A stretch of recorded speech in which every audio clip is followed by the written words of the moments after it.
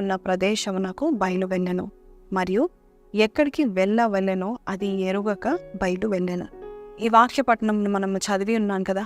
దీంట్లో ఒక మాట నన్ను బాగా ఆకర్షించింది ఏంటంటే, ఎక్కడికి వెళ్ళాలో ఎరుగక బయలు వెళ్ళెను. దేవుడు చెప్పిన మాటకు లోబడి బయలు వెళ్ళెను.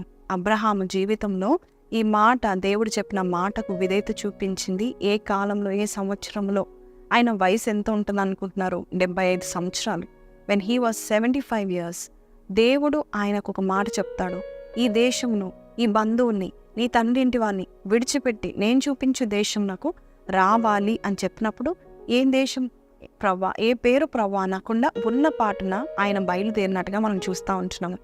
ఈరోజు వాక్యంలో ఉన్న ప్రాముఖ్యత ఏంటంటే, ఎవరైతే దేవునికి వెంటనే లోబడతారో, ఉన్న పాటున సిద్ధమై దేవుడు చెప్పిన మాటలకు లోబడతారో, వారికి బలమైన అభిషేకంతో ముందుకు వెళ్ళిపోతూ ఉంటారు. 103వ కీర్తన 20వ వచనంలో దేవుని యొక్క ఆజ్ఞను నెరవేర్చు బలశూరులారా అని ఉంటుందండి. నిజమే, దేవుని మాట ఎవరైతే ఎంత తొందరగా వింటారో అంత బలమైన అభిషేకము వారు పొందుకుంటూ ఉంటారు. ఒకవేళ మీరు, నేను లేక ఎవరినైనా చూసి 75 సంవత్సరాలు అతన్ని చూసి ఈ పట్టణానికి వచ్చేయండి అంటే, నేను మా ఊరిని, నా ఇంటిని వదిలిపెట్టి నేను ఎందుకు వస్తాను, నేను ఎక్కడికి రాను అని అంటారు. ముఖ్యంగా మరి ముసలితనంలో ఉన్న వారు కదలడానికి ఇష్టపడరు. ఇక్కడ అబ్రహాం యొక్క మనస్సు తన వయసులాగా లేదు.